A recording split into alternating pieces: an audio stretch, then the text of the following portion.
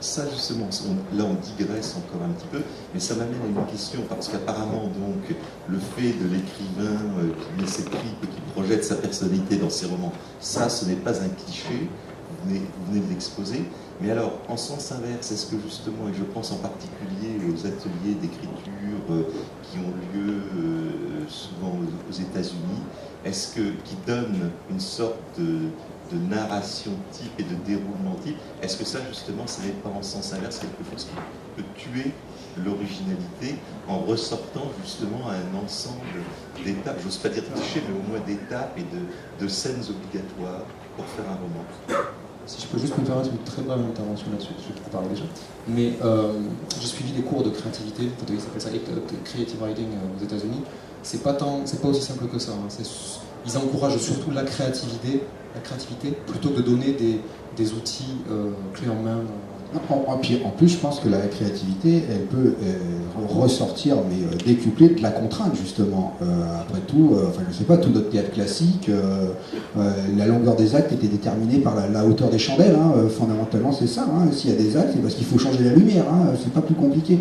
À côté de ça, ils ont des œuvres géniales qui sont des... Moi, je crois au contraire qu'on peut s'imposer des contraintes.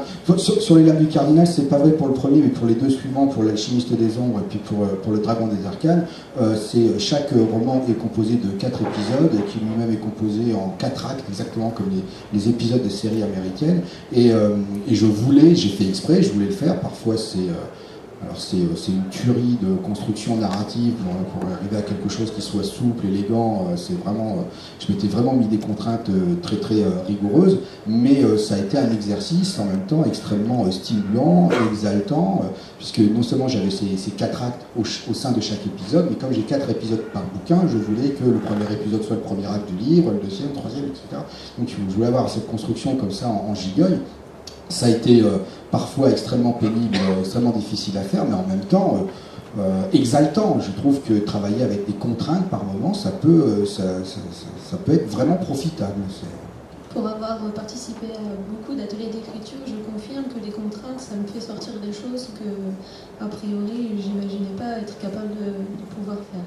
Moi, après, j'ai qu'un seul bouquin, donc je peux pas dire au sein de mon écriture si ça marche ou pas, mais en tout cas les contraintes, oui, ça peut effectivement donner des choses surprenantes. Et puis on peut s'autoriser les deux, on peut passer de l'un à l'autre, d'un bouquin à l'autre, on peut s'imposer des contraintes absolues, et pour d'autres, sur les enchantements d'Ambremer, la construction est beaucoup plus lâche, elle se permet au contraire des libertés, le plaisir il est là, justement dans cette liberté, y compris celle de s'imposer des contraintes à l'occasion.